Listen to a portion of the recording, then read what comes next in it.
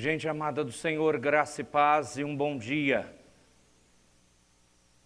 Quando você conseguiu levantar essa manhã, sair de sua cama, se preparar e vir à igreja, é porque a graça de Deus foi renovada sobre você. Cada condição de atitudes que você fez até esse horário, como aconteceu nos dias anteriores até agora, foi pela graça desse Deus. Nós precisamos muito dessa graça. E por isso quero convidá-los em mais esse dia do Senhor, que na misericórdia e graça dele Ele nos concede, de buscarmos a sua presença juntos nesse culto em oração. E se você puder, aqueles que puderem, é claro, fazer isso comigo em pé, em oração, vamos fazê-lo agora, por gentileza. Oremos, meus irmãos.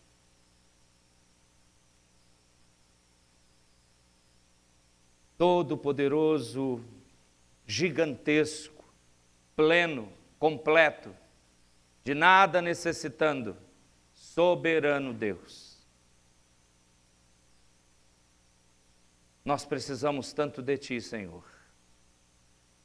Olhamos essa Tua graça em algo tão simples, podermos levantar das nossas camas e caminharmos, virmos até a Tua casa, coisas essas tão costumeiras para nós. Queremos Te agradecer por isso. Queremos Te agradecer o privilégio de conhecer a verdade da Tua palavra. Porque tantos ainda nesse mundo estão vivendo enganados pelo seu próprio coração, ou porque reproduzem as ideias mentirosas da nossa sociedade, do nosso atual tempo. E todos aqueles que ainda estão perdidos também estão nos laços e nos enganos de Satanás. Mas o teu povo recebeu a clara orientação, o teu povo foi alcançado por tua benevolente graça, o teu povo se alegra nessa manhã em estar aqui. O Senhor até nos abençoou em nossa cidade com um sol brilhoso, tão lindo, ó Deus, que reflete mais uma vez a Tua bondade. O Senhor, majestosamente, está nos dando de novo vida. Mas nós queremos lembrar daqueles que não podem vir à Tua casa. Queremos lembrar dos enfermos, daqueles que estão em tratamento ou se recuperando, de irmãos que passaram por cirurgias recentes e estão ainda necessitando de cuidados, outros que padecem ainda de muitas dores. Nas Tuas mãos, nossa irmã Paulinha, nosso irmão Cláudio, nas Tuas mãos estão o presbítero Josué, nossa irmã Lúcia, nas Tuas mãos estão o Oswaldo Crossi, Senhor, nas Tuas mãos estão tantos outros nomes de irmãos e irmãs que lembramos agora que o Teu povo tem clamado. Muitos destes e outros que até têm vindo em nossa igreja e nós ainda não tivemos o prazer de conhecer, estão carecendo de Ti. Como a família da Clebiana, Senhor, quando a sua querida mãe, desejosa de voltar aos seus caminhos, começou a visitar nesses últimos dias nossa igreja. Mas aprove ao Senhor nessa madrugada, de maneira tão repentina, levá-la. E ela chegou até Ti. Como a nossa vida é curta, Senhor. Ó Deus precioso, não deixa o Teu povo perder nenhum minuto dessa vida terrena, em nenhuma outra questão, em nenhum outro pensamento, senão Te servir, porque Tu és o Deus Santo, Santo, Santo, porque Tu és o Todo-Poderoso que comanda a nossa vida, a nossa existência e todo o universo, e nós não podemos fugir de Ti, não podemos viver à parte de Ti. Por isso, Senhor, em mais essa oportunidade de domingo, não deixe nosso coração apenas se acostumar com a maravilhosa presença tua, apenas cantar o hino porque sabemos a letra, apenas estarmos aqui porque aprendemos o caminho, mas nesse dia, de maneira especial, faz-nos todos repensar o que temos feito com essa vida preciosa, porém curta, que o Senhor tem nos dado.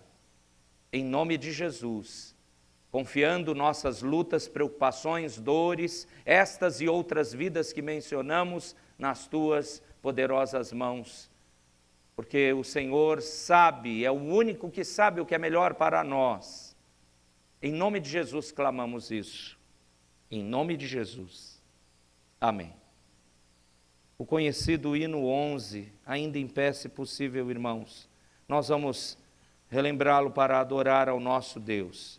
O Senhor que é 3 vezes santo, o Senhor que apareceu em sua santidade diante de Isaías, e Isaías temeu a presença do Senhor, como nós tememos, e portanto devemos adorá-lo.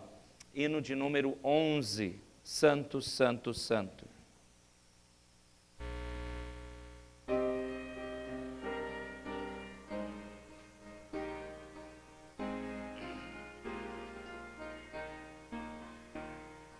Santo, Santo, Santo, Deus onipotente, louvam nossas vozes teu nome com fervor. Santo, Santo, Santo, justo e compassivo,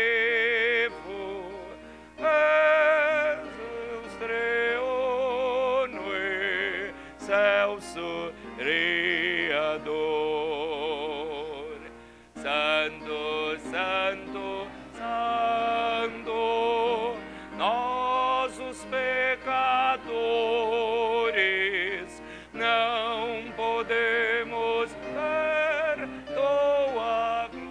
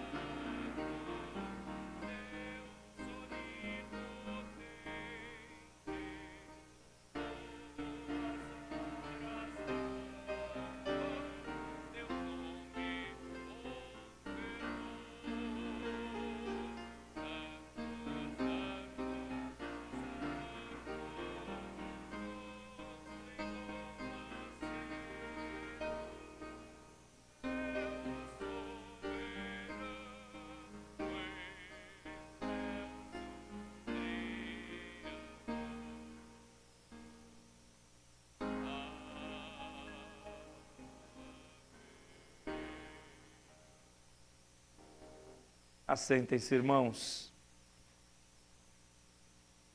e tome novamente a palavra do Senhor no texto, a carta aos Hebreus, capítulo de número 9. Hebreus, capítulo de número 9. Por favor, separe com seus olhos 2 versos, o verso 27 e o verso 28. E são com esses 2 versos que o autor aos Hebreus termina o capítulo 9. Hebreus, capítulo 9, versos 27 e 28.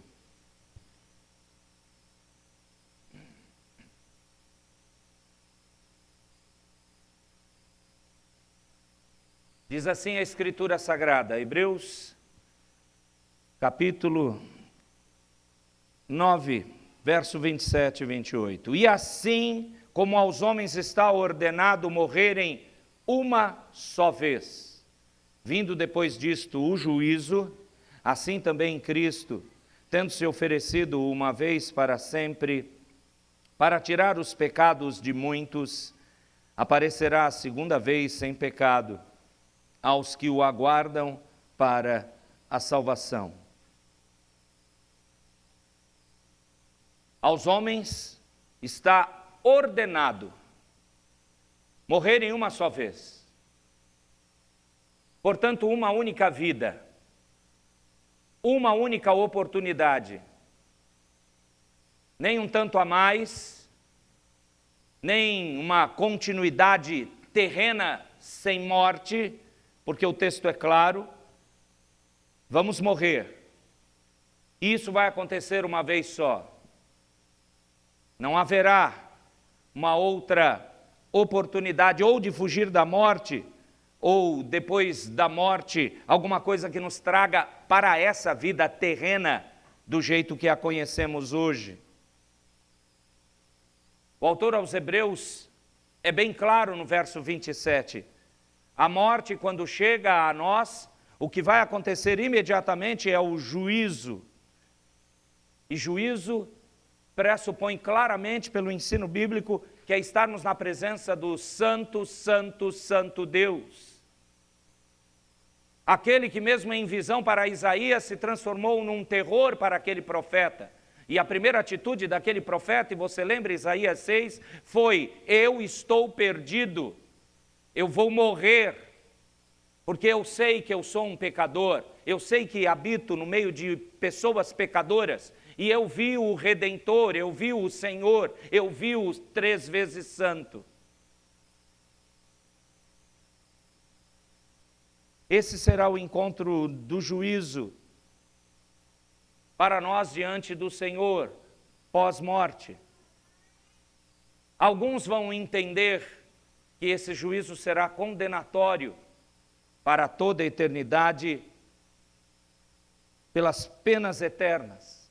Para outros, o juízo também, o mesmo juízo, trará a clareza da graça, misericórdia e amor do nosso Deus, concluindo assim, ou melhor dizendo, iniciando assim a plenitude de salvação, até que se instale o dia do julgamento final e novos céus e nova terra, porque podemos entender que o autor aos Hebreus aqui está falando da nossa morte aqui terrena. Nesse momento, ele não está falando, no verso 27, da segunda vinda de Jesus. Porém, no verso 28, colocando esse juízo como algo certeiro sobre nós todos, ele diz no 28, assim também Cristo, tendo se oferecido uma vez para sempre. Cristo também morreu. Cristo também padeceu. Ele sabe muito bem o que significa o findar da vida. Não apenas porque Ele é o Senhor Todo-Poderoso, Senhor da vida, Senhor da morte, lembrando o cântico de Ana em 1 Samuel 2. Ele não apenas é aquele que foi o Logos, a palavra criadora em Gênesis 1:1.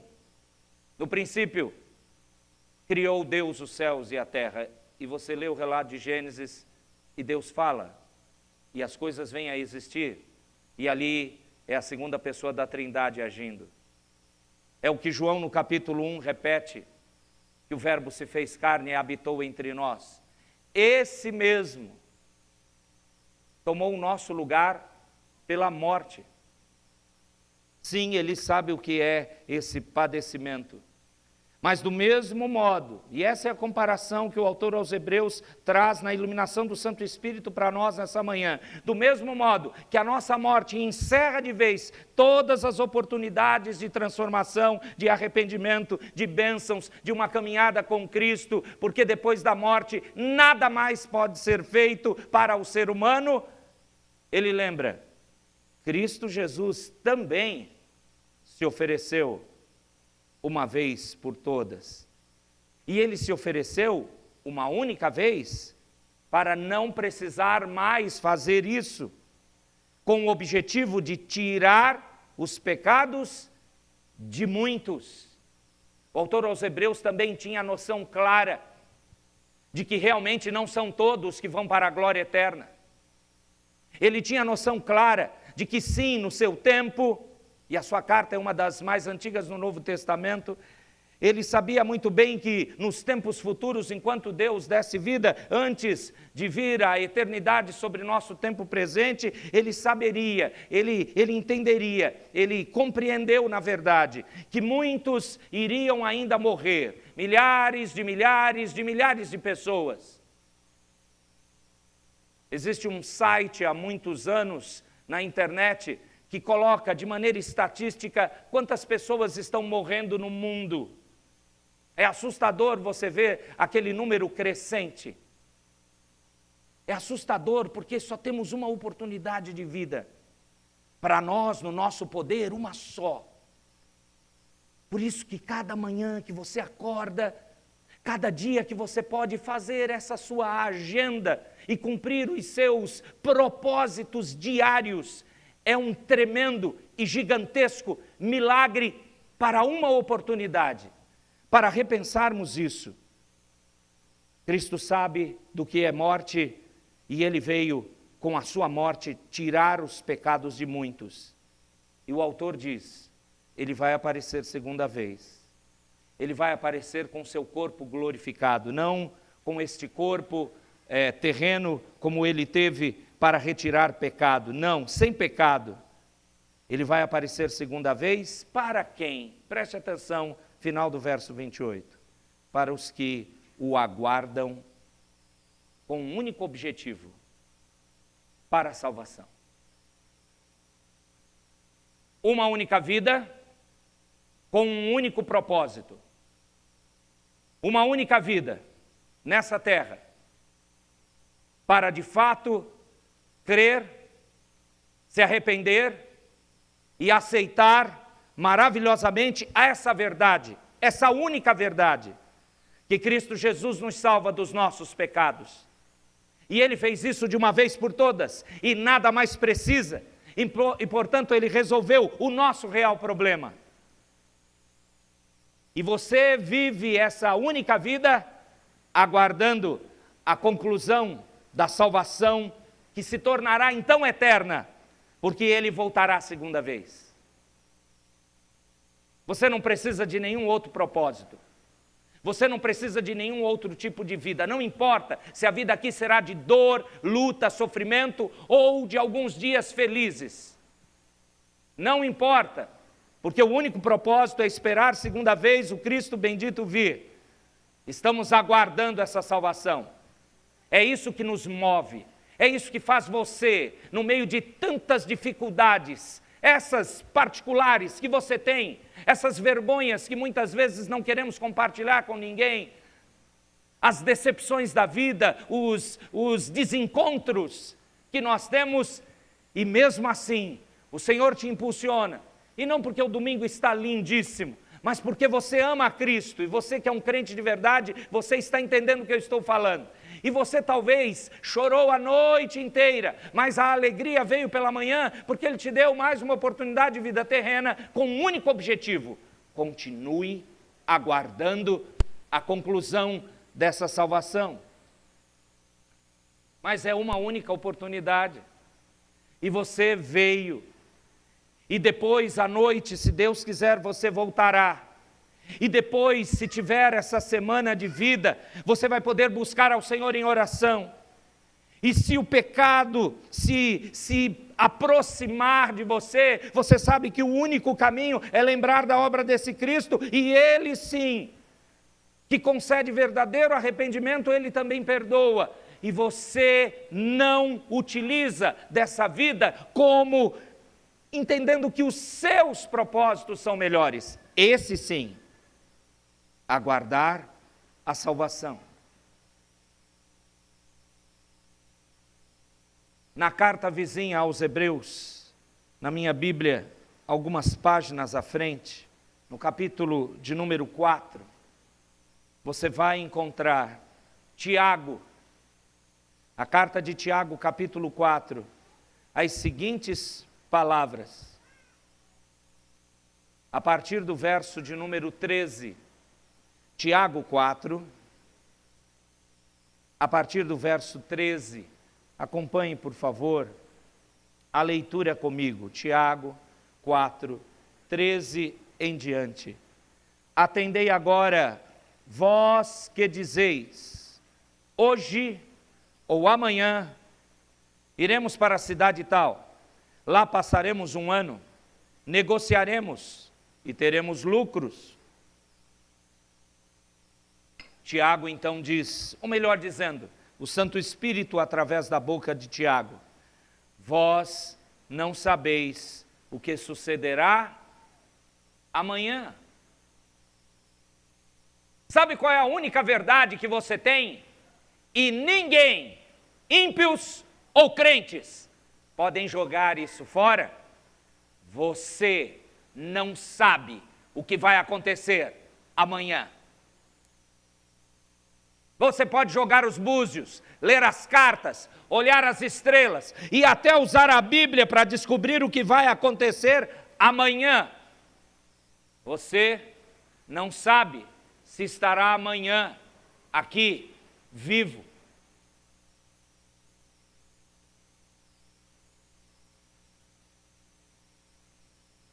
Há alguns meses, poucos, talvez 2, uma família de uma senhora, sua única filha e 2 crianças vieram visitar a nossa igreja. Esta senhora, na sua juventude, 30 anos atrás, no mínimo, lá na sua cidade natal, interior de Minas Gerais, ouviu da pregação do Evangelho, adentrou a uma igreja, olha que incrível, presbiteriana. E ali, segundo o relato da própria filha, essa sua mãe, esta senhora se converteu. Ela era bem moça, jovem, e caminhou com o Senhor, como nós sabemos muito bem o que isso significa. Mas várias coisas chamam a atenção nesse mundo, e tantos reveses e decisões equivocadas fizeram com que esta senhora, na ocasião ainda jovem, tomasse outros rumos, caminhasse. Ela decidiu caminhar num casamento que não tinha padrões da palavra. Ela se afastou do Senhor. Mas essa filha me contou que nunca ela deixava de mencionar o temor a Cristo e o anseio de poder voltar aos caminhos do Senhor. Essa única filha cresceu ouvindo isso, mas viveu a vida como nós vivemos quando Cristo não é o nosso Senhor e Salvador. E com quase 60 anos, quase, eu disse, 57 anos para ser exato, Deus a trouxe para visitar essa igreja aqui. E como graças a Deus, o Senhor tem tido misericórdia de nós, ouvi deles como estavam sendo bem tratados, acolhidos. E como sempre, a praxe normal é, eu gostaria de visitá-los, gostaria de conhecê-los, gostaria de levar o serviço cristão da nossa igreja para que realmente fosse retomada a caminhada cristã em vossa vida. E ela tinha esse desejo. Como eu disse, ela passou muito tempo afastada E muitas coisas desse mundo ficaram atreladas à sua vida. Coisas que ela sabia que precisavam ser tiradas. Mas o incrível é que ela não disse: eu estou bem com Deus e continuarei vivendo do jeito que eu quero. Não, o relato da filha é que aquilo a incomodava. E ela tinha que, de novo, voltar ao caminho. Ela precisava vir numa igreja que ensinasse a palavra. E quando ela viu esse nome, que ainda é difícil para muitos suzanenses pronunciar, presbiteriana, ela se sentiu em casa. Deus estava dando uma nova chance. E ela veio. Isso tem umas 3 visitas. A nossa igreja, no máximo. Eu consegui conversar com a filha. Mas não deu tempo de marcar a visita. Porque Dona Maria Erli faleceu nessa madrugada com um infarto fulminante. Sem aviso. Sem internação de longo prazo. Sem Deus preparar o coração dos familiares, nem o meu. E a minha bendita agenda estava lá marcado para quinta-feira, acertarmos de vez a visita, não mais para conversar com Clebiana, a filha, mas com a mãe, Maria Erli, e ela contar essa história, que eu só ouvi superficialmente, para eu poder dizer: volta, porque esse é o propósito do Senhor antes da sua partida. Só que ela partiu, vocês estão ouvindo? Acabou. Ah, sim, eu fiz o ofício fúnebre nessa manhã. É claro que eu disse que a salvação pertence ao Senhor. É claro que eu disse que o Senhor é o Deus da vida e Deus da morte. É claro, vocês já estão acostumados. Eu prego o evangelho quando há um ofício fúnebre, por mais que isso seja o momento mais difícil de um pastor. E pior ainda, quando você não teve o tempo para se envolver, para mostrar a palavra, para testemunhar. Você está vivo, sua família ainda está viva. O que te impede de você viver servindo a esse propósito? Cristo trará a plenitude de salvação. Você está sem conciliação? Precisa se reconciliar com alguém? Faça isso agora. Você está desejoso de demonstrar o amor, o arrependimento, uma vida santa? Não, você não sabe o que o amanhã trará. Até o nosso bendito Cristo disse para nós: basta cada dia o seu mal. Não andem ansiosos pelo amanhã. Agora determina o quanto estamos perto ou longe do Senhor. Agora.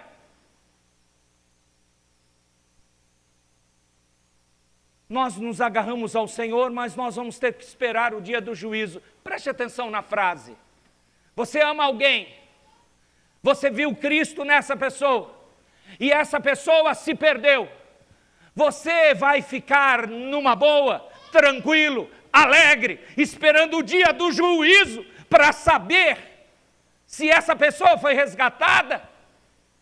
Não infunde no seu coração o desejo, não impulsiona o Espírito Santo a sua vontade de quer seja seu filho, quer seja seu cônjuge, quer seja um parente, quer seja um irmão da nossa igreja, que tem aqui, nós temos gerações de bisnetos membros dessa igreja. Você não fica com o anseio de que a graça venha agora, retumbante, poderosa e misericordiosa, para fazer com que essa pessoa se arrependa e volte.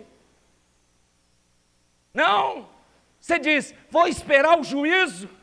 Desculpe, é sofrimento demais. Mesmo se o meu Deus preparou isso para ti, ou para mim, não. Como podemos deixar o tempo passar? Sabe o que Tiago questionou no verso 13? Nós queremos viver a nossa vida pelos nossos propósitos. Sabe que o autor no capítulo 9 de Hebreus, está nos relembrando que nós só podemos ter uma vida que tenha valor por um propósito.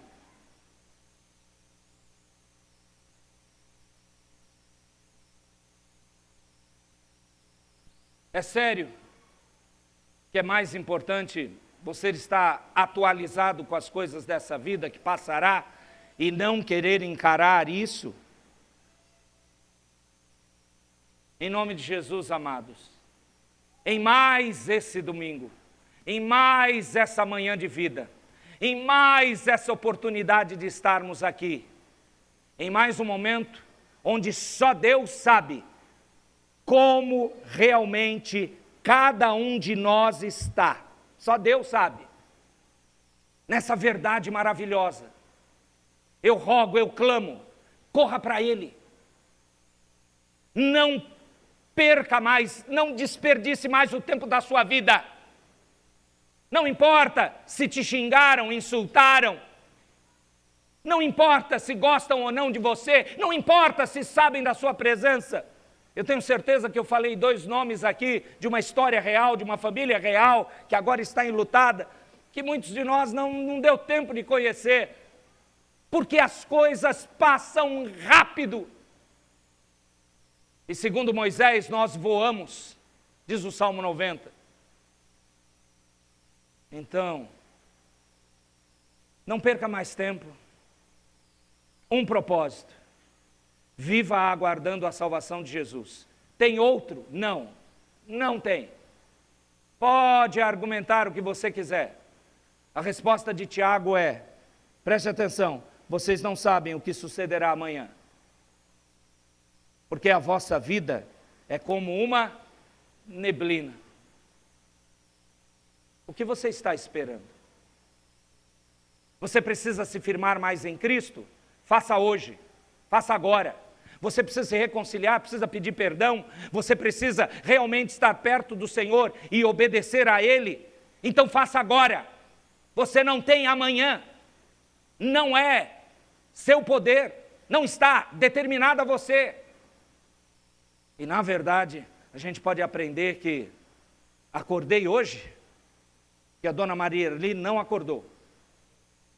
Acordei hoje, Deus está dizendo, mais uma chance, mais uma oportunidade.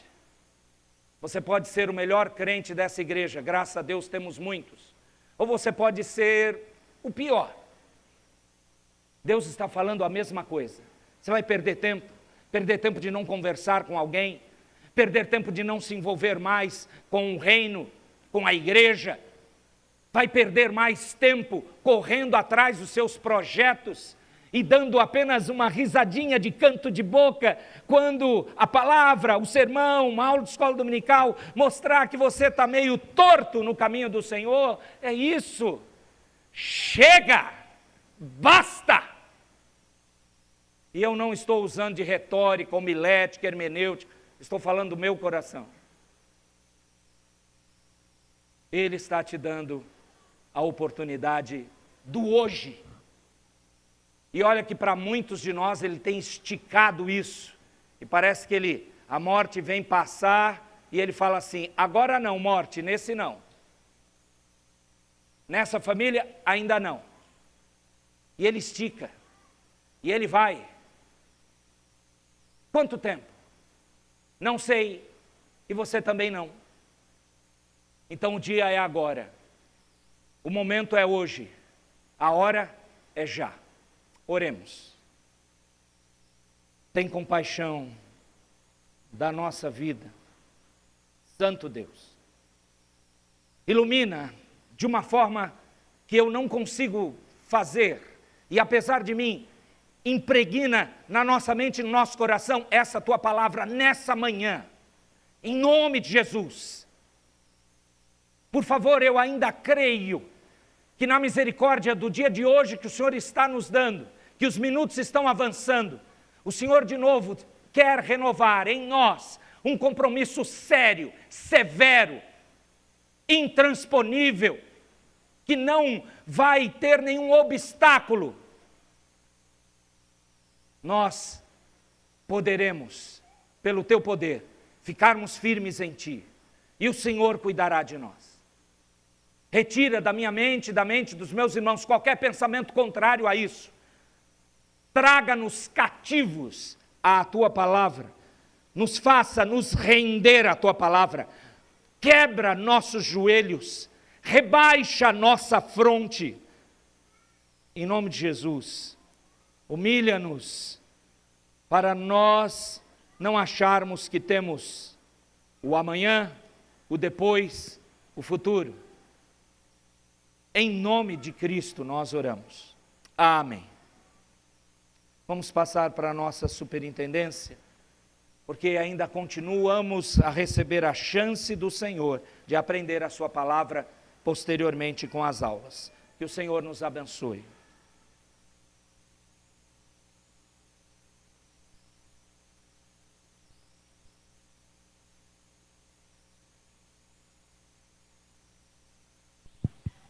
Bom dia, queridos irmãos. Calma só um minutinho que está ligando aqui. Aí. É uma alegria estar novamente aqui na casa de Deus para louvarmos a Ele, cultuarmos a Ele, ouvirmos da Tua palavra e aprendermos um pouco mais sobre Ele e termos essa oportunidade, né, de mais um dia estarmos na presença de Deus, glorificando a Ele. Eu gostaria de saber se temos algum visitante entre nós hoje, visitante de primeira vez. Há alguém entre nós hoje que está visitando pela primeira vez? Levanta a mão, fica em pé, dá um sinal aí. Não temos nenhum? Que pena. Mas, graças a Deus, temos os nossos membros de sempre, os visitantes que estão também em processo de discipulado. Louvado seja Deus por isso, porque mais um domingo com a casa dele cheia, né? Avisos dessa semana. Então anote aí já, porque se Deus nos der essa semana, e o restante do mês, nós temos alguns avisos importantes. O primeiro é que hoje nós temos cantina.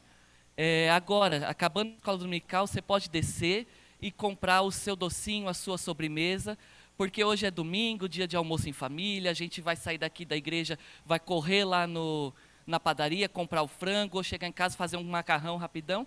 Mas e a sobremesa? Sobremesa já tem pronto, é só comprar aqui embaixo com a gente. O preço é R$3 sugerido. Se você quiser pagar mais, fique à vontade, o seu coração pode falar que sim. Se o seu coração falar que não, ele está sendo enganoso e fala para ele que não, vou pagar mais. R$3, tá? A gente tem pudim, tem mousse e tem também uma sobremesa diet. A sobremesa diet é um pouquinho mais cara, é R$4. Mas é gelatina de abacaxi com pedaços de abacaxi, uma delícia. Se você não tem diabetes, pode comer açúcar, come a gelatina diet também, que está muito boa. Porque não parece que é diet, de verdade, é muito bom.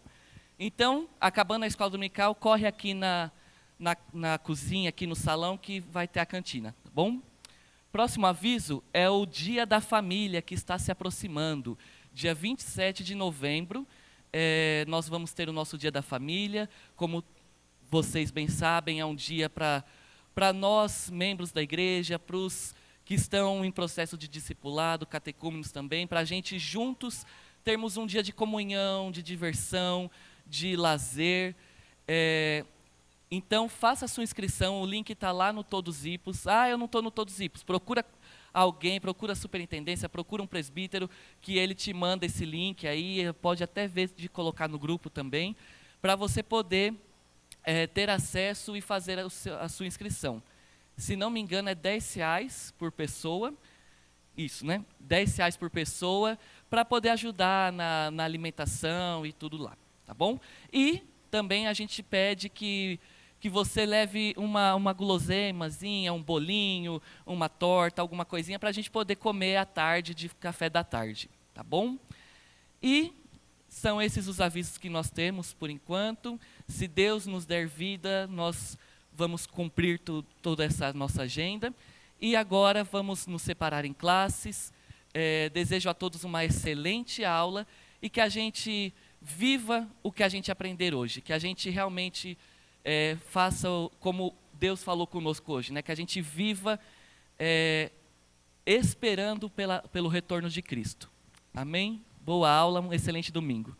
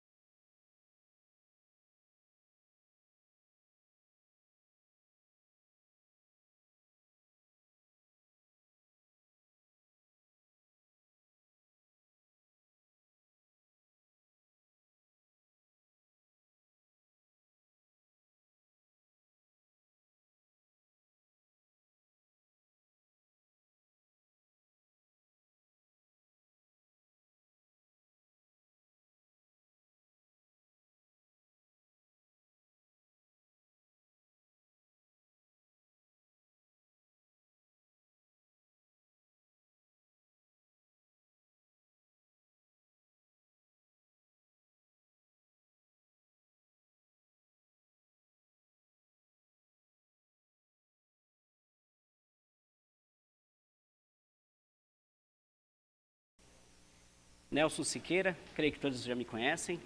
Pessoal que está no YouTube, nas redes sociais, bom dia a todos, que Deus os abençoe, que a paz de Cristo esteja sobre todos.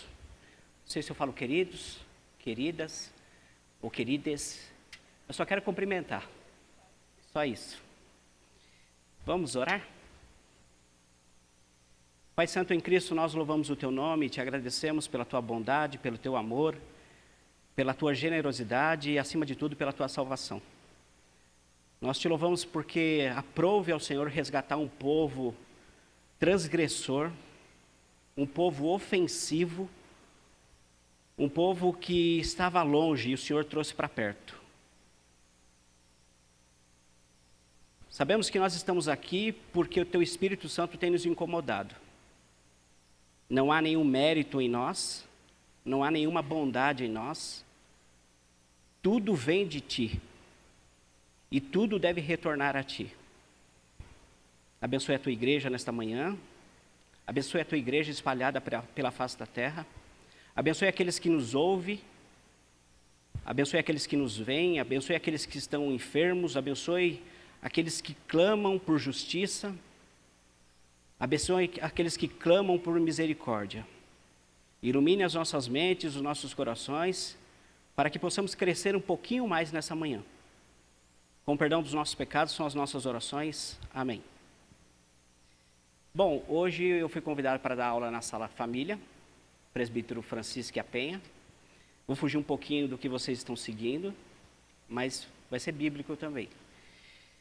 E eu vou falar de algo que tem me incomodado muito, talvez não somente eu, mas a igreja, no geral. A igreja que eu falo, não me refiro somente a Ipos, mas todos aqueles que proclamam o nome de Cristo e aqueles que querem viver piedosamente nesse tempo presente. O texto básico, que eu vou pegar como referência, se encontra em Romanos, capítulo 1, versos 16 e 17. Enquanto nós vamos estar encontrando o texto, o Mateus vai colocar um vídeo bem curtinho, de 57 segundos, que vai dar uma introdução na nossa aula.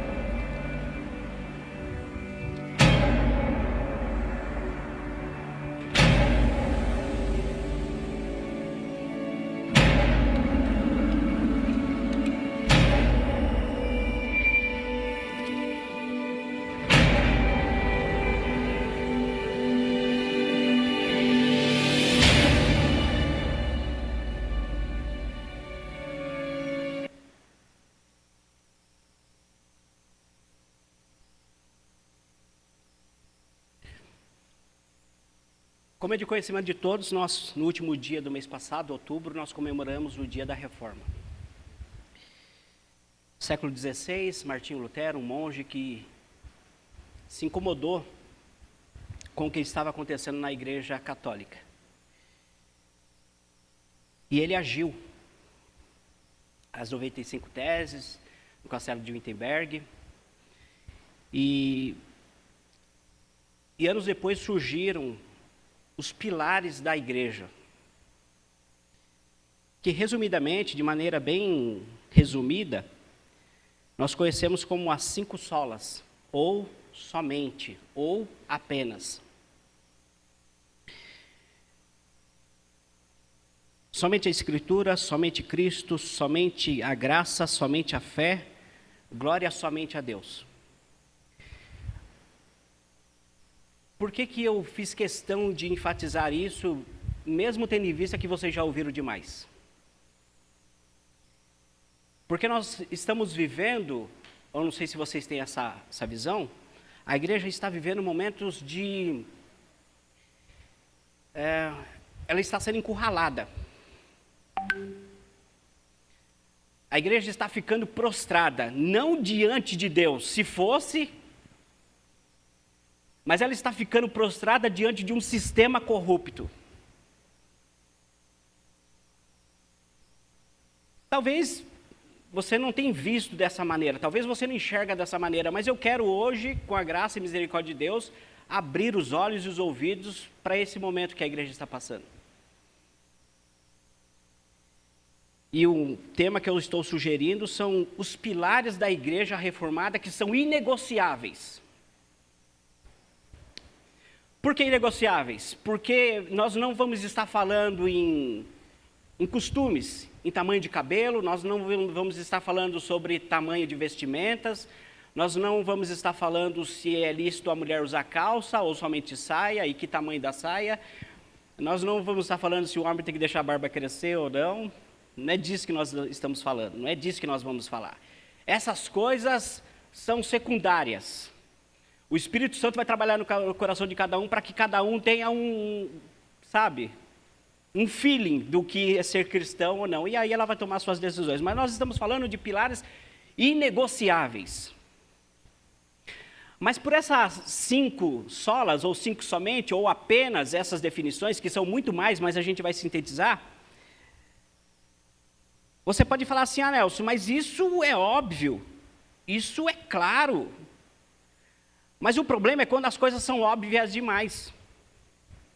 O problema começa aí.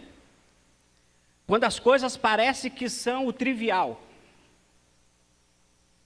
Quando você acha... Apagou meu celular aqui, só um minutinho. Quando você acha que não tem nenhum problema, que as coisas não têm nenhum problema. E o texto que eu quero iniciar está em Romanos capítulo 1, verso 16 e 17. Eu peço que você acompanhe a leitura. É um texto que, historicamente, o então monge Martinho Lutero, quando ele teve acesso a esses 2 versos, ele se rendeu ao pé daquele que tem poder para transformar um coração iníquo, pecador, em um coração arrependido. Acompanhe a leitura. Romanos capítulo 1, verso 16 e 17. Pois não me envergonho do evangelho, por quê? Porque é o poder de Deus para a salvação de todo aquele que crê, primeiro do judeu e também do grego, visto que a justiça de Deus se revela no evangelho de fé em fé, como está escrito, o justo viverá por fé. Somente uma observação rápida, que se a própria Escritura diz que o justo viverá por fé, subentende nas entrelinhas que os dias serão difíceis. Os dias serão terríveis, partindo desse pressuposto que o justo viverá pela fé, em Cristo. Então, só aí você já imagina o seguinte, esse aqui não é um versículo bonitinho que a gente decorou. Não, esse versículo está dizendo que o justo vai sofrer perseguição, vai ser encurralado, vai ser cerrado pelo meio, vai ser perseguido, vai ser ofendido. Semelhantemente o que foi o mestre. Então não espere, ainda que a nossa esperança, ainda que nós somos otimistas, não espere que o mundo vai estender um tapete vermelho para a igreja. Não espere isso.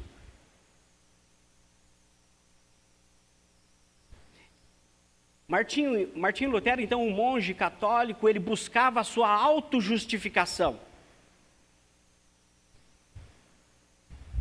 Ele queria ter comunhão com Deus pelas suas próprias forças, pela sua própria obra. Mas ele se autoflagelava, ele se martirizava, porque ele não conseguia atingir. Ele não conseguia satisfazer Deus. E ele, penso eu, que ele entrava em crise, porque falava assim, puxa, mas é me dito isso, é pregado isso, é me oferecido isso, e eu não consigo atingir isso.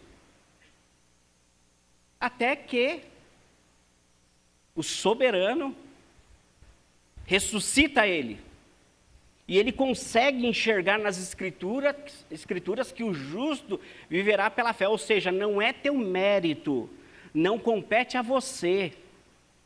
Isso é obra do Espírito Santo.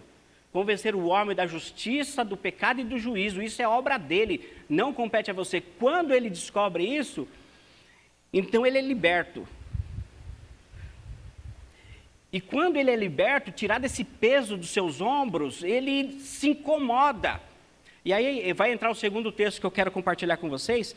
Está em Abacuque, capítulo 1.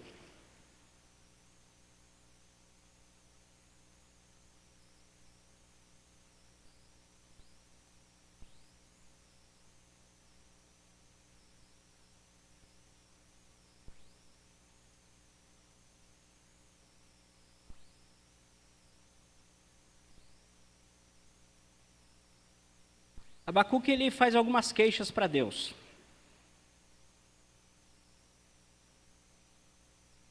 Ele diz assim diz o texto, versículo 1. Sentença revelada ao profeta Abacuque. Até quando, Senhor, clamarei eu e tu não me escutarás? Gritar-te-ei violência e não salvarás? Porque me mostra a iniquidade e me fazes ver a opressão, pois a destruição e a violência estão diante de mim. A contendas e o litígio se suscita.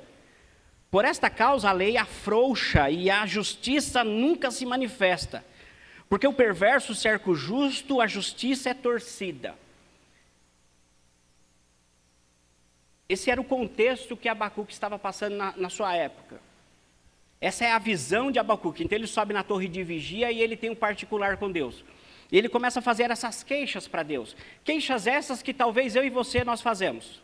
Você só não tem coragem de falar em público, mas provavelmente você faz essas queixas também para Deus. Mas Abacuque começa a fazer essas queixas para Deus. Senhor, tanta injustiça, tanta iniquidade, tanta violência, e parece que o Senhor não ouve, parece que o Senhor não atende, parece que o Senhor não age. Às vezes nós temos essa percepção também. Mas fazendo um link com que Martinho Lutero, ao ler o texto, e ele foi confrontado, Abacuque ele fala assim, Senhor, por que o Senhor me mostra? Por que o Senhor me mostra a iniquidade e me fazes ver a opressão, pois a destruição e a violência estão diante de mim? Senhor, por que o Senhor me mostra? Por que o Senhor me revelou a tua verdade? Você já parou para pensar nisso? Por que você teve acesso à verdade? Por que você conhece as Escrituras? Por que você consegue entender que o Salmo 23 fala do bom pastor? Por quê?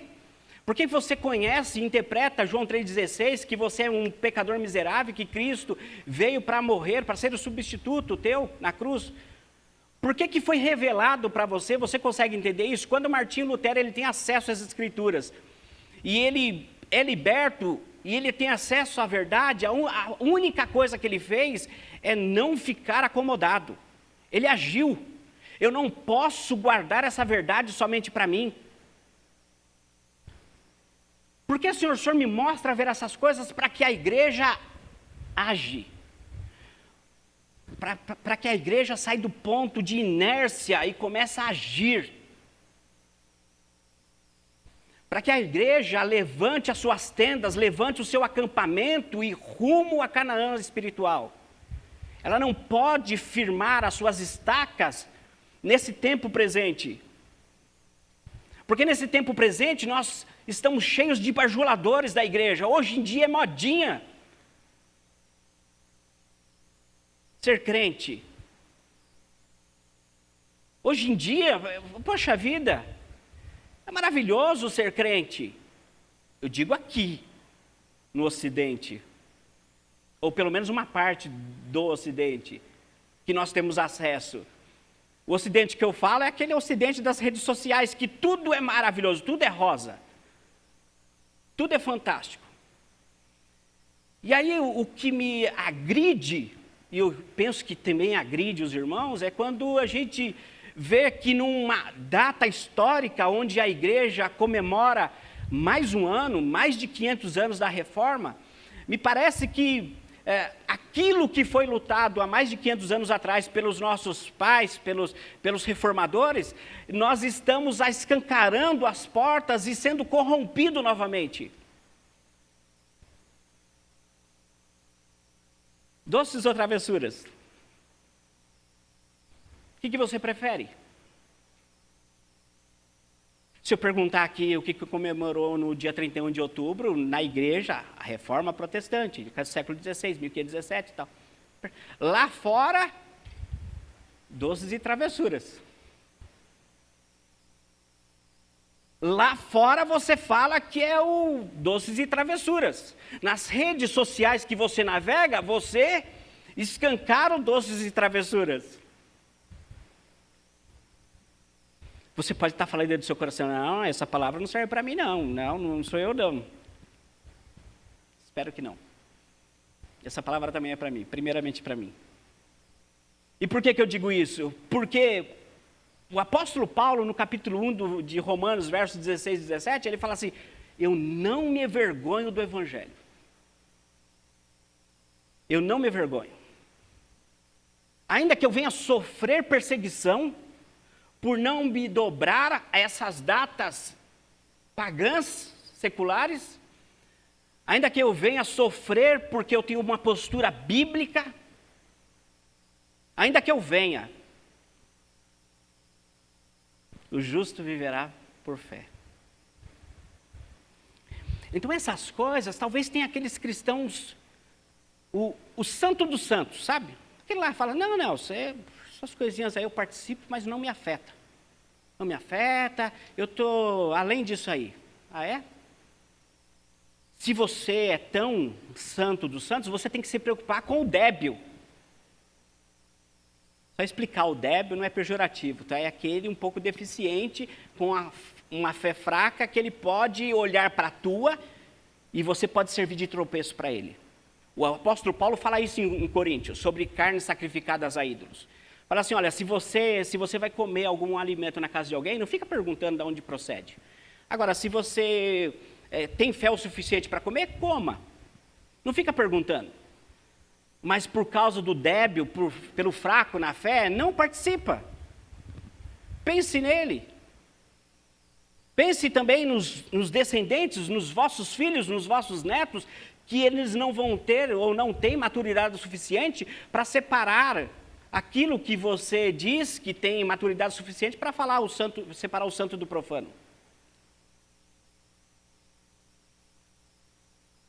Então a igreja nos nossos dias ela está sendo encurralada. E se você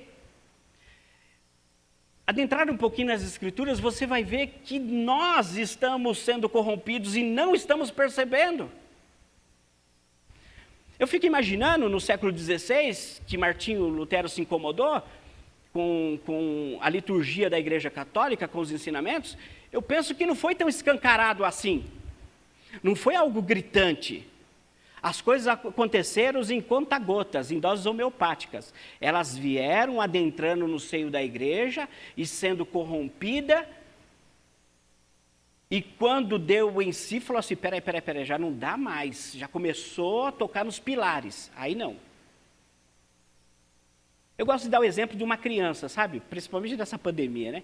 Muitas crianças cresceram nessa pandemia doida aí, e a gente ficou surpreso, aqueles que não acompanham de perto. Mas aqueles que acompanham de perto não vê um crescimento tão gritante. Mas aqueles que não estão tão perto, quando vê, fala, nossa, como cresceu, hein? Aqueles que têm uma convivência de perto, eles não percebem o crescimento gritante, mas aqueles que não têm uma presença tão ativa, quando vê, fala, puxa, que salto, hein? É assim os ensinamentos da igreja. A gente não percebe, porque Colossenses fala que esses péssimos ensinamentos, eles vêm com vãs sutilezas.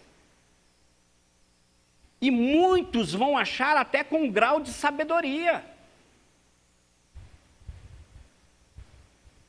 A nossa igreja ela é rica na área de música, não é verdade? E tem uma música com qualidade, graças a Deus. Mas a música é uma porta escancarada para entrar os ensinamentos equivocados.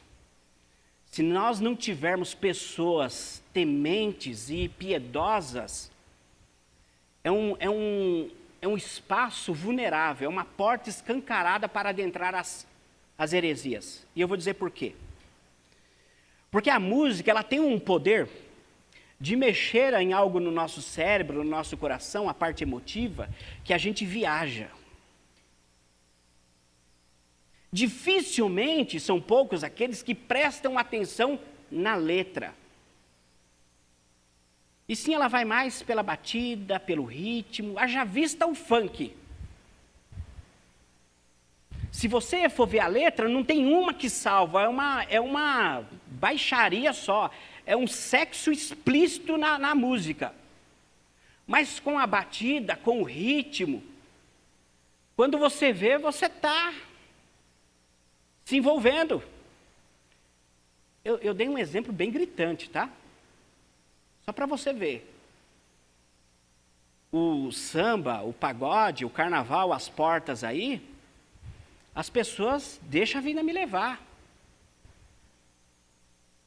E se a igreja ela não estiver atenta a essas coisas vão adentrando no seio da igreja, quando você vê, tem uma outra igreja, não aquela que procede da cruz. Ah, Nelson, mas com que... pautado em que você fala isso? Haja vista os Gálatas. Você já leu os Gálatas? Na época do apóstolo Paulo. Ele escreve aos Gálatas e diz o seguinte: olha, insensatos Gálatas, muito me surpreende que tão depressa tem passado por um outro evangelho, que na verdade não é outro, a não ser que existe dentre vós alguém que estão torcendo a verdade de Deus em mentira. Só que aquelas pessoas que não são tão atentas às letras, elas não percebem. Sabe por quê? Porque o Satanás ele é sorrateiro. Então, o que os Gálatas eles faziam? Qual era o ensinamento dos mestres infiltrados ali? Falaram assim, olha, Cristo, né? Cristo, mas nós também precisamos olhar para os nossos pais, a tradição dos nossos pais. Cristo já é certo nas nossas vidas, mas é lícito nós guardarmos alguns dias, como as luas, como as festas, né? Também marcar os nossos filhos, os meninos, como manda a tradição, e Cristo está aqui. Parece uma sabedoria elevada, né? Parece um grau de maturidade que ainda nós não atingimos. Fala, puxa, ele vê diferente. Nossa, ele não está preso na bolha, ele vê além, não é verdade? Só que Paulo, ele fala o seguinte para os Gálatas, fala o seguinte, olha, se vocês permitirem, vocês estão crucificando Cristo novamente.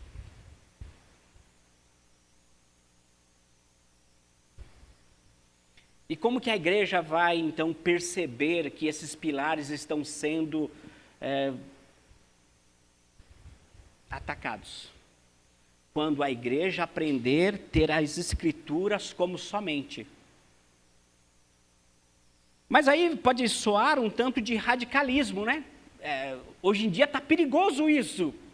Porque se você pregar que Cristo é o caminho, a verdade e a vida, se você pregar que a porta é estreita, se você pregar que Cristo é o único suficiente Salvador, se você pregar isso, pode ser que você vai ser acusado de estar excluindo um grupo de pessoas. Então, o negócio está tenso, está perigoso.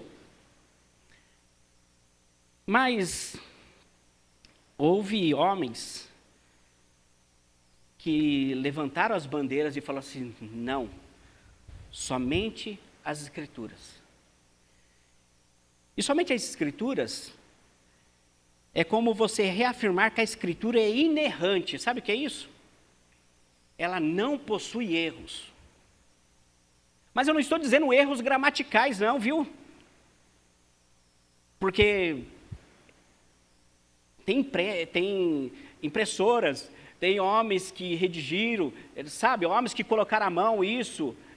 Nós não estamos falando desse tipo de erros. Nós estamos falando de um erro teológico. Nós estamos falando que as Escrituras ela é inerrante no sentido que de Gênesis a Apocalipse, ela se casa, se encaixam as promessas. Deus, ele não se contradiz. Ah, Nelson, mas Gênesis lá fala que Deus se arrependeu, e também Deus fala para Moisés que vai riscar o nome dele do livro da vida, e aí? Falta conhecimento nas Escrituras. Então, somente as Escrituras, reafirmamos que a Escritura é inerrante como fonte única de revelação divina escrita. Podem falar que eu não sou espiritual, fique à vontade. Mas Deus só fala através das Escrituras. Não vem com aquele barquinho de promessa, não vem com horóscopo gospel, não vem. Não vem com cartomante gospel, não vem. Só muda a maquiagem, mas a heresia continua a mesma. Deus só se revela através das Escrituras, só a Escritura, somente a Escritura.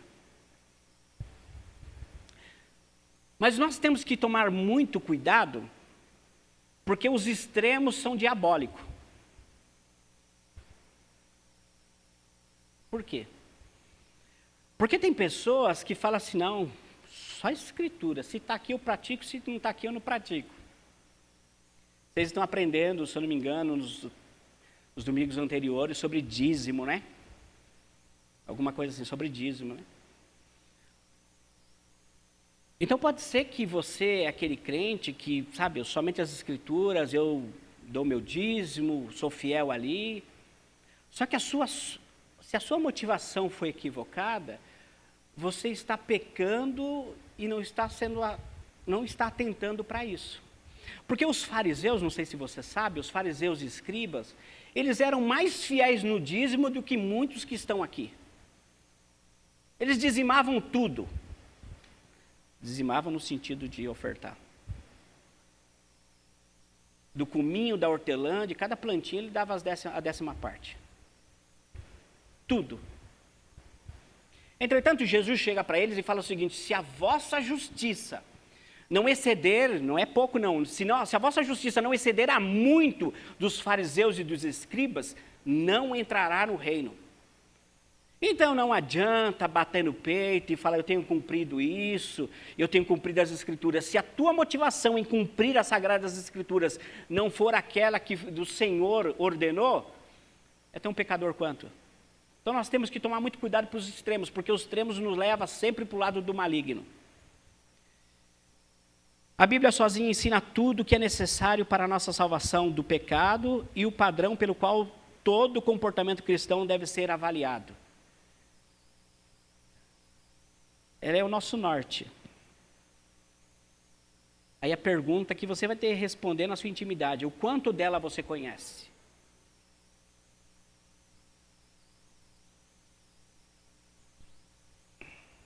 Eu sei que a nossa igreja ela gosta de ler muito, né?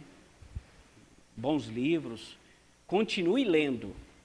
Mas não negocie livros seculares em detrimento da Bíblia. Porque você pode ter um coração formado por pensadores e não pelo Evangelho. Sempre a Bíblia como sendo o seu norte. Sempre a Bíblia como palavra final. Sempre. Ainda que isso venha te agredir. Ainda que isso venha te ofender. Seja confrontado diariamente. Porque a mesma que te confronta é a mesma que te consola. Somente a Escritura.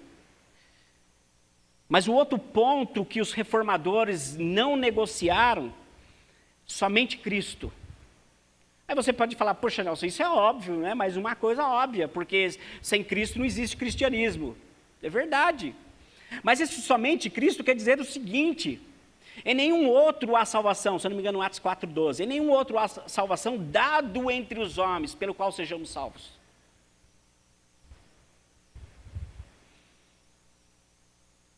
Quando Isaías, no capítulo 53, dá algumas pinceladas de como era Cristo,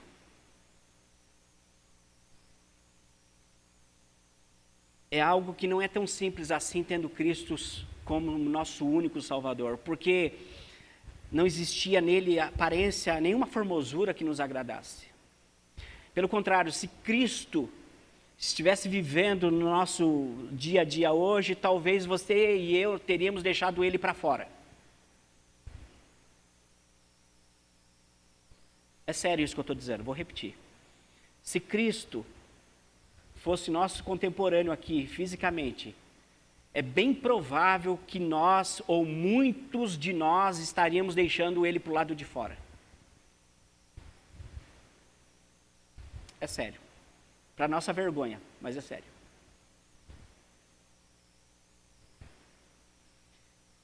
Somente Cristo, nós reafirmamos que a nossa salvação é realizada unicamente pela obra mediatória de Cristo, o histórico.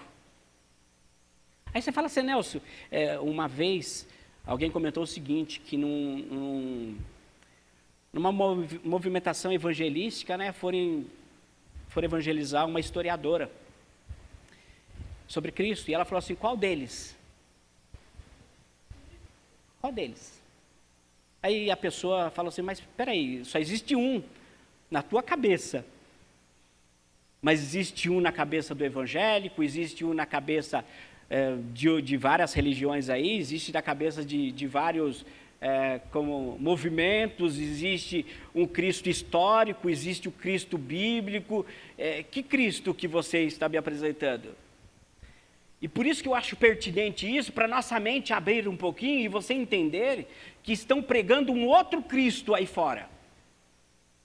E eu não vou ser tão inocente, às vezes pregando um outro Cristo dentro das igrejas. Um Cristo fofo. Deus não é fofo. Esse é um ponto que a gente tem que entender. Deus não é aquele Papai Noel que fica sentado no trono e atentando ou te dando ou lhe agradando todos os seus desejos. Ele não é esse. Ele acaba sendo ofensivo porque ele ataca o pecado. Ele ataca o pecado. Ele ataca as nossas escolhas. Esse Deus, que não é fofo e sim bíblico, ele diz não para a igreja, muitas vezes. E isso parece que soa estranho, né?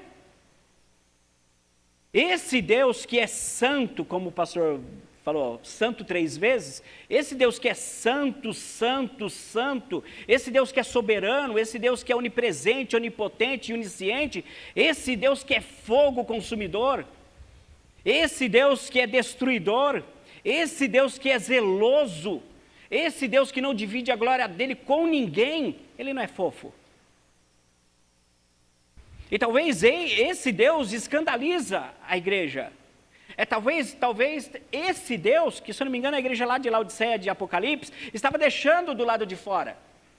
Eis que estou à porta e bato. Ele não está batendo no coração do ímpio, tá? Ele está batendo na igreja. É como você deixar o aniversariante do lado de fora. Eu sei que é algo, né? Mas é somente Cristo. Ah, Nelson, mas os tempos são outros. A igreja agora, nós estamos no século 21.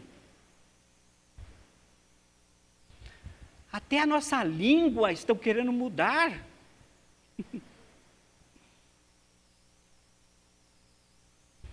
A nossa cultura estão querendo dizimar um povo. E a igreja está passiva, está encurralada, está atravessando do outro lado da calçada e falar assim, vida que segue, porque isso não é comigo. Deixa eu continuar aqui. Somente Cristo. Essa aula aqui eu dei para os jovens domingo passado, e tem umas coisas que é complicado, viu? As pessoas hoje em dia, elas se sentem ofendidas por tudo, né? Mas elas podem ofender a Deus, elas podem se posicionar como ateu, e tudo bem, opiniões. Elas podem escrever na Bíblia e postar e falar o seguinte: agora está na Bíblia, agora pode. Elas podem fazer isso. Logo, logo elas vão falar assim que falar Deus é ofensivo, porque gera machismo. Tem que ser deusa, ou deuse, sei lá. E nós estamos cedendo espaço. Eu não estou dizendo aqui que nós temos que pegar espada e sair cortando orelha. Não, longe de mim. Não. As nossas armas são outras. Mas a igreja tem que se posicionar. Ela não pode negociar os seus valores, ela não pode negociar os seus pilares. Ela não pode. Somente a graça. Reafirmamos que que na salvação somos resgatados da ira de Deus pela sua graça. Se eu perguntar para vocês o que é graça, uníssono, graça é um favor imerecido. Perfeito. Mas graça vai muito além. E nós não respiramos sem essa graça. Nós não vivemos sem essa maravilhosa graça, como canta o coral, né? Maravilhosa graça. Pela graça sois salvos e isso não vem de vós. É o quê? É dom de Deus. Para quê? Por quê? Para que ninguém se glorie. Nós não temos participação nenhuma na salvação, nenhuma. Não há um justo sequer, não há quem busque, não há quem faça o bem. Pode soar ofensivo, eu sei que pode. Porque nós sempre queremos comprar, nós sempre queremos participação em algo. Mas, falando isso dentro da igreja, você pode falar assim: Nelson, não faz sentido para mim, eu vou mostrar que faz. A boca fala que nós fomos salvos pela graça, mas atitudes mostram as obras, muitas vezes. E eu vou dizer por quê.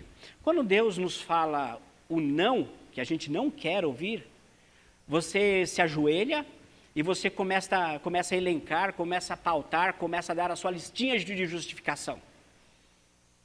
Você fala assim: Senhor, eu congrego na igreja a vida toda, mais de 30, 40, 50 anos. Eu nasci na igreja, Senhor. E eu, ao contrário daquele, nunca saí. Eu, ao contrário daquele, nunca fui disciplinado. Eu, ao contrário daquele, todo domingo, toda quarta, nas reuniões de orações, primeiro a chegar e último a sair. Eu, nas minhas dificuldades, sou dizimista fiel, Senhor. O Senhor conhece o meu coração. Aí nós falamos igual Asaf, se eu não me engano, Salmo 73. Eu não sou igual a eles. Não, não sou. Eles falam, destilam contra o Senhor. Eu não, só pensar já estaria pecando. Eu não, Senhor. Então percebe? A nossa boca fala algo, mas as nossas atitudes outra, quando Deus nos fala os nãos. E isso foi uma dos pilares, uma das bandeiras, dizendo somente a graça.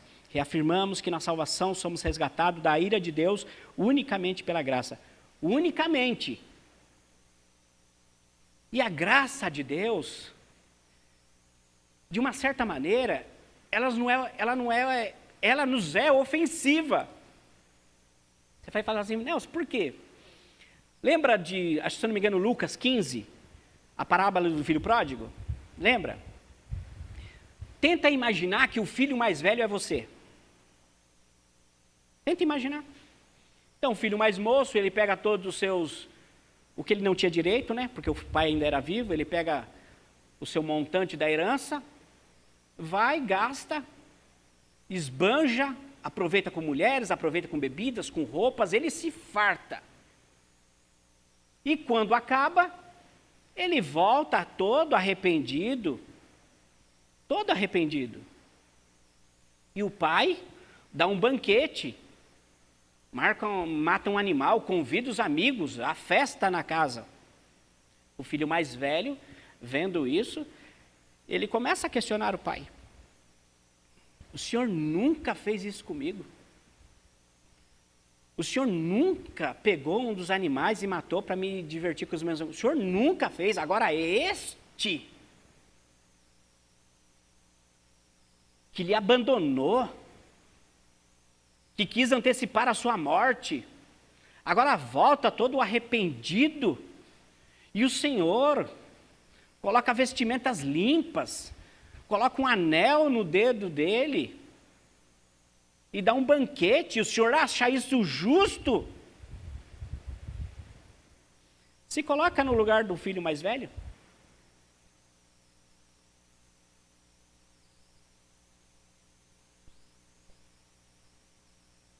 Eu pensaria assim, mas eu sou pecador. Vocês não. Então o pai fala assim, filho, tudo que eu tenho é teu. Este estava perdido e foi achado, estava morto e reviveu. Tudo que eu tenho é teu. Na verdade, você deveria se alegrar quando o pecador se arrepende. Sabedor que esse Deus é gracioso, que essa graça é um favor imerecido nas suas definições mais pormenores, é ofensivo, porque nós estamos, na nossa mente, arraizados ainda nesse mundo pecaminoso, com um mérito, com um merecimento. E se você cochila, se você não vigia, uma vez ou outra você escancara isso na face do Senhor. Você escancara isso. Você fala assim, não, eu sou merecedor sim. Ou você fala assim, não, tudo bem, eu até aceito que na cruz foi derramado sangue, mas eu usei só uma gotinha. Agora aquele irmão, eu usou um copo inteiro do sangue de Cristo. Eu não, foi só uma gotinha. Ou, fala assim, puxa, aquela pessoa, né? Aquela pessoa, olha, só falta ser crente. Ela só falta ter Cristo no coração. São pessoas que diminuem o Senhor, diminuem a obra redentora do Senhor, diminuem essa graça irresistível do Senhor. Mas é bom que a igreja saiba, ela sabe, mas eu vou reafirmar, que nós somos salvos pela graça, mas custou um alto preço, como de cordeiro sem defeito, com sangue sem mácula, sem dolo algum saiu da boca do cordeiro. Você sabia disso? Não estou dizendo que estão aqui, os que estão nos vendo e nos ouvindo pelas redes sociais. Você sabia disso? Que foi pago um alto preço?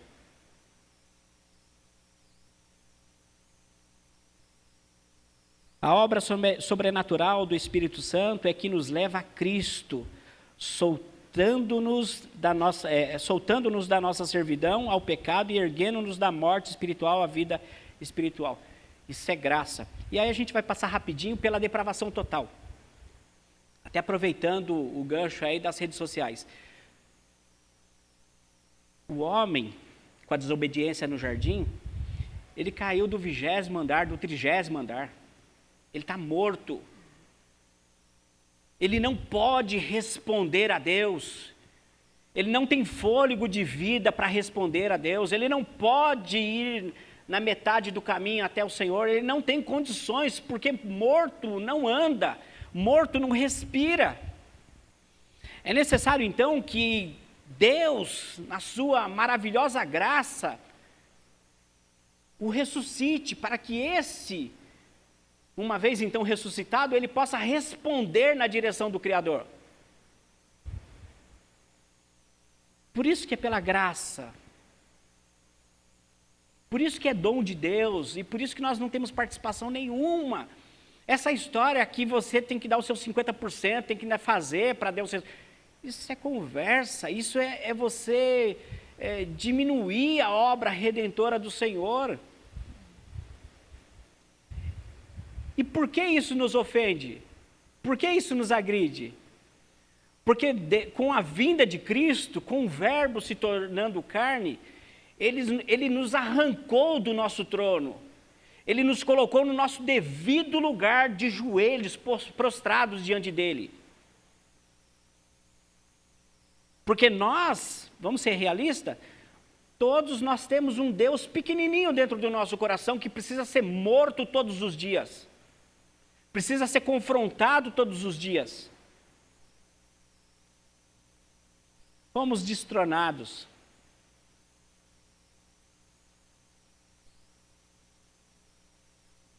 Isso é graça. Eu não sei se você agradece a Deus pela salvação. Não sei se você agradece. E só mais uma explicadinha sobre a salvação, né? A gente fala muito salvação, salvação. Você é salvo? Você tem a salvação? Do quê? Talvez é por não entender que a gente não dá o devido valor. Eu sou salvo do quê, na verdade, Nelson? A priori de você mesmo. Mas é você salvo, eu sou salvo da ira vindoura do Senhor. Da ira vindoura do Senhor. Cristo me justificou. Ele pagou o preço.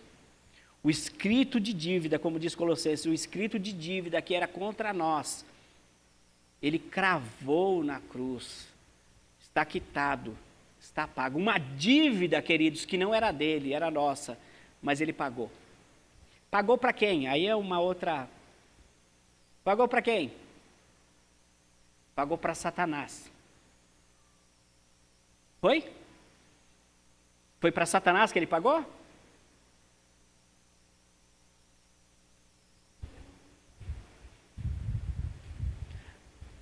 Pagou para o próprio Deus. Pagou pela ofensa, pagou para o próprio Pai. Aí eu sei que dá um nó na nossa mente, né? Porque você fala assim, puxa vida, mas Deus ele quer meu mal para receber um pagamento. Nossa teologia às vezes é muito rasa. Isso é a maior demonstração de amor, de misericórdia. Satanás, o diabo, o nosso adversário, eu sei que eu vou causar estranheza, mas vocês já ouviram, porque o pastor Nelson, ele é mais do que eu. Satanás, na verdade, é um servo, desobediente. Satanás, ele não é inimigo de Deus, ele é nosso inimigo.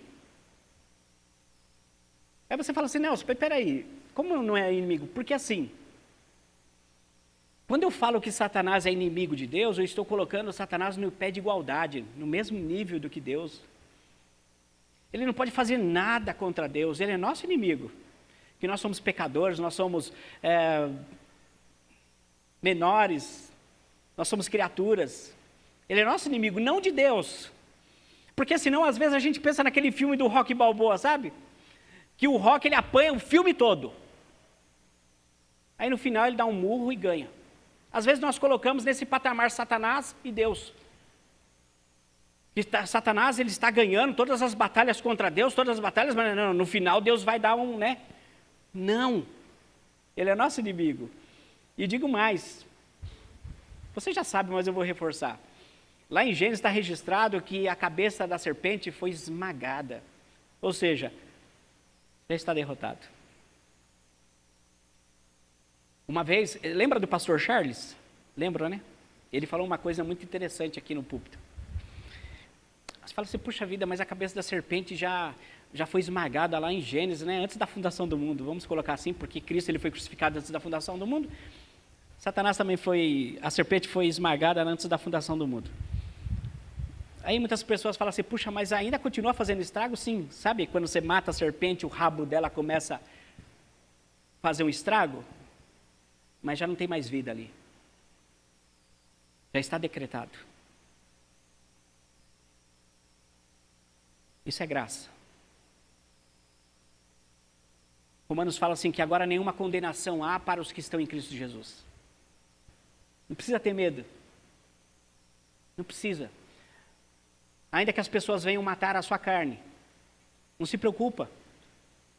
Antes teme aquele que tem poder para matar a sua carne e lançar o seu espírito no inferno. Esse sim você deve temer. Somente a graça.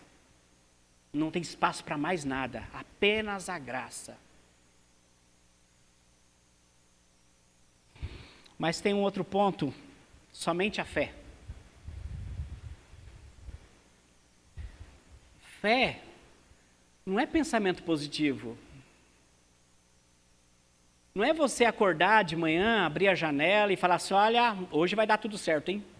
Ah, Deus, sabe nas redes sociais? Ah, Deus está me falando que hoje vai ser só vitória. Olha, tá chegando algo bom aí, hein? Aí você fala, opa, recebo. É de Deus. Fé não é pensamento positivo. Fé é você enxergar o invisível. Fé é você crer naquele que fez a promessa. Fé é você crer num Criador sem ter vivido na época dele. Fé é você, como eu canto o Quarteto Cletus, né, estavas lá, lembra dessa música? Fé é você crer que estava lá, soltando Barrabás ao invés de Cristo. Isso é fé. Fé é você saber que ainda que a sua escolha foi equivocada, porque você soltou Barrabás, o Senhor teve misericórdia da sua vida. Porque você, pela graça, se rendeu aos pés do Criador. Isso é fé. E afirmamos que a justificação é somente pela graça, somente por intermédio da fé, somente por causa de Cristo. Na justificação, a retidão de Cristo nos imputada como o único meio possível de satisfazer a perfeita justiça de Deus. Isso é fé. Fé é o que teve Abel, quando ofereceu o maior sacrifício do que Caim.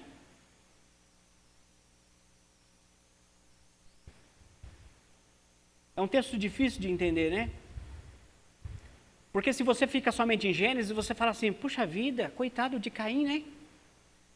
Tadinho, ele era agricultor, ele pegou o melhor que tinha da sua plantação e levou para Deus. Qual o problema? Levou o que ele tinha de melhor. Agora, Abel, só porque levou uma ovelha, um novilho, e Deus escolheu... Aí a gente tem várias linhas, né? Uma que Deus escolhe quem Ele quer. Se Deus atentou mais pela oferta de Abel, em detrimento de Caim, é Ele escolhe quem Ele quer. E aí, algo que nos ofende também é quando nós falamos sobre a eleição, né? A predestinação. Isso nos agride também. Porque você quer questionar Deus. Fala assim, peraí, por que ele e não eu? Quer ver, não precisa responder, tá bom? A gente não tem som para isso, para as pessoas ouvirem.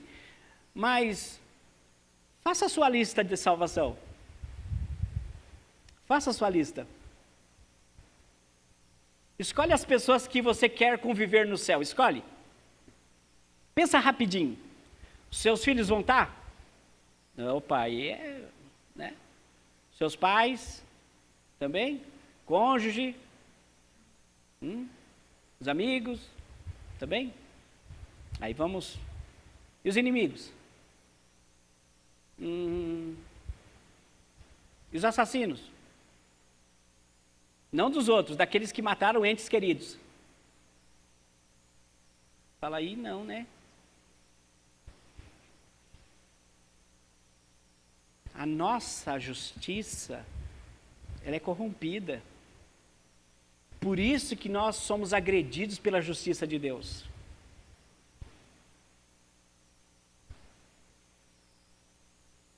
Paulo, se fosse nosso contemporâneo, nós teríamos queimado ele. Davi, se fosse nosso contemporâneo, nós tínhamos queimado ele.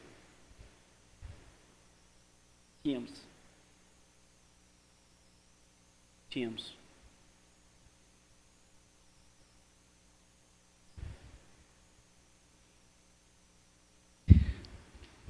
Então essa justificação, essa escolha de Deus, em certo ponto ela nos agride.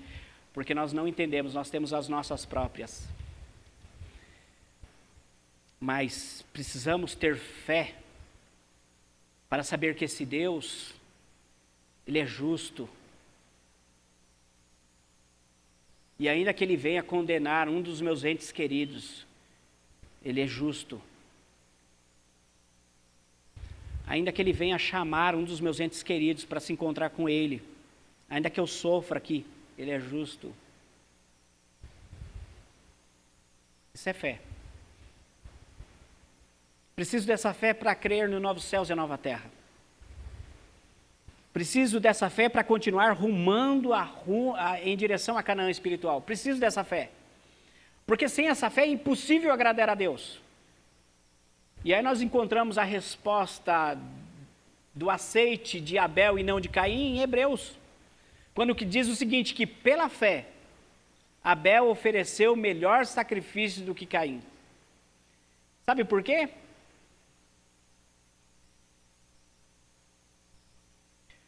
Porque Abel, ele teve zelo em cultuar a Deus do jeito que Deus determinou para ser cultuado.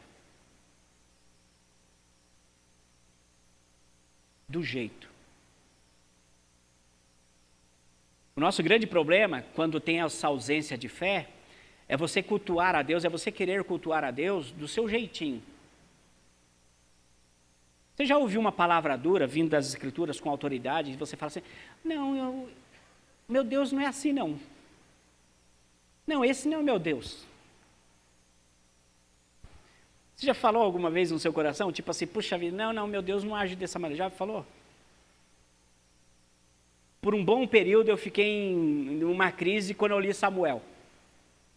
Quando Deus mandou Saul entrar na vizinhança lá e matar homens, mulheres, animais, criança de peito, mata todo mundo. Eu falei, não, fica difícil defender Deus, né? Fica difícil defender Deus nessa daí. Porque a gente sempre tem um Deus fofo. E é necessário fé para você entender essas coisas, essas verdades. Deus é zeloso. Fé é você crer no invisível. E nós precisamos disso, porque senão a gente não caminha. Sem fé é impossível agradar a Deus. Porque é necessário que aquele que se aproxima de Deus creia 100% que Ele exista. 100%. E novamente, não é pensamento positivo, hein? Quer ver um exemplo? Quando você chegou aqui no templo, você testou o seu assento para ver se as bases aí vão suportar 3 pessoas? Você deu uma testadinha? Você chamou o Imetro para dar uma calculada aí? Você chamou? Você chamou o Imetro para ver quantas pessoas cabe com peso X? Você chamou? Quando você é convidado na casa de alguém, você está pela primeira vez, antes de você sentar, você dá uma conferida na cadeira para ver se ela vai suportar você? Quando você vai na farmácia e compra um medicamento, a Rose lê a bula. Não, eu tenho que confessar que a Rose lê, mas eu não leio. Você já joga o comprimido para dentro, coloca água e você, ai meu Deus, me cuida. Essas vacinas que nós estamos tomando, tem gente que já tomou 1, 2, 3, talvez 10 vão tomar. Você crê realmente que o que estão colocando, queridos, somente a fé em um Deus que cuida dos seus. Nós cumprimos protocolos, é lei. Nós estamos sob autoridades que foram instituídas por Deus, sem crise quanto a isso. Mas nós confiamos somente no Eterno, que Ele cuida dos seus. E por fim, queridos, glória somente a Deus. Somente a Deus. Reafirmamos que como a salvação é de Deus e realizada por Deus, ela é para a glória de Deus e devemos glorificá-lo sempre. Devemos viver nossa vida inteira perante a face de Deus, sob a autoridade de Deus e para a glória somente. Glória somente a Deus. Mas nós não podemos banalizar essa glória. Tem um candidato aí que ele, glória a Deus. Isso banalizou. As pessoas fazem piada as pessoas riem, as pessoas não dão a profundidade correta a esse termo. Ou em algumas situações você dá um glória a Deus sem entendimento, assim como um amém, sem prestar atenção na oração. Em tudo que nós fazemos, em tudo os nossos sonhos, os nossos projetos, nós temos que buscar sempre a glória de Deus. Quer comais, ou bebais, ou façais qualquer outra coisa, seja para a glória de Deus. O que eu faço, a minha ação, vai redundar na glória de Deus? As ações da igreja redundem na glória de Deus? Os meus posicionamentos seculares redundem a glória de Deus?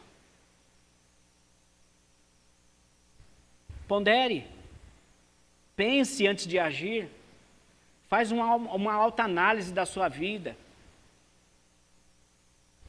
As minhas redes sociais, eu tenho agido, eu tenho usado para a glória de Deus? Queridos, deixa eu falar uma coisa para vocês, para a gente se encerrar.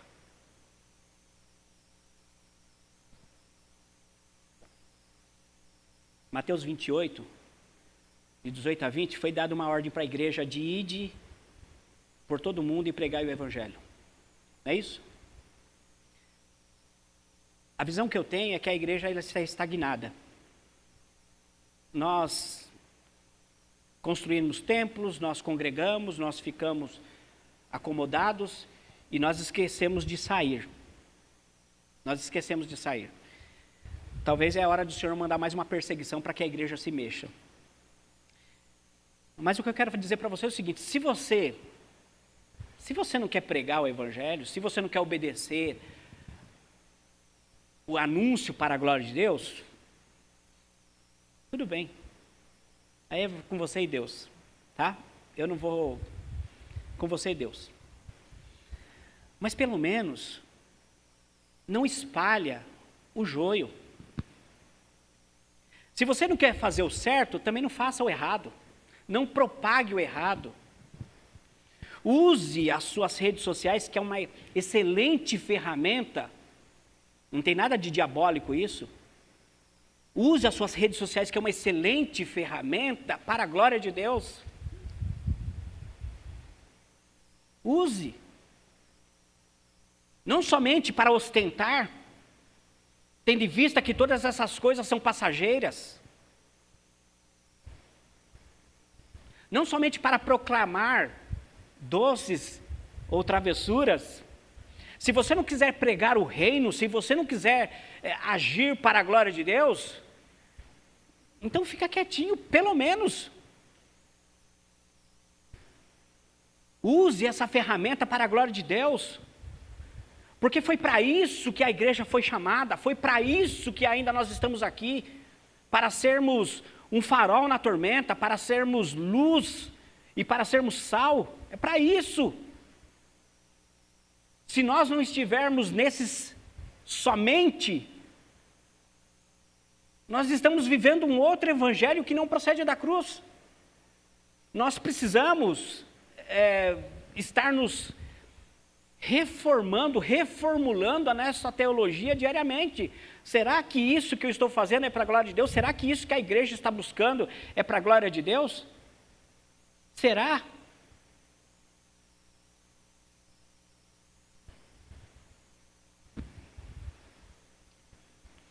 Foi tudo em amor. Sempre. Somente. Apenas. Não devemos negociar os pilares da igreja reformada. Jamais. Os nossos filhos vão crescer. Os nossos netos vão crescer. Se o Senhor não tiver retornado. Precisamos pensar nessa outra geração. Por quê? Porque a vida é breve. Hoje eu estou aqui. Pode ser que daqui 1 minuto, não. Né? E quais são os valores que nós deixamos? O Senhor nos mostra a verdade, o Senhor faz ver o outro lado para que possamos agir. Por que o Senhor não me mostra a opressão e a iniquidade? Por quê? Para nós agirmos. não para ficar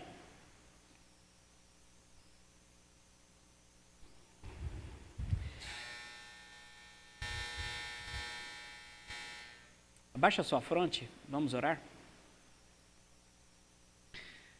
Pai Santo, nós te louvamos. Te louvamos porque o Senhor levantou homens, levantou mulheres, levantou jovens no decorrer da história, que não se prostraram em conformidade com o sistema. Não porque são rebeldes, mas porque foram chamados para ser habitantes de um novo céu e uma nova terra.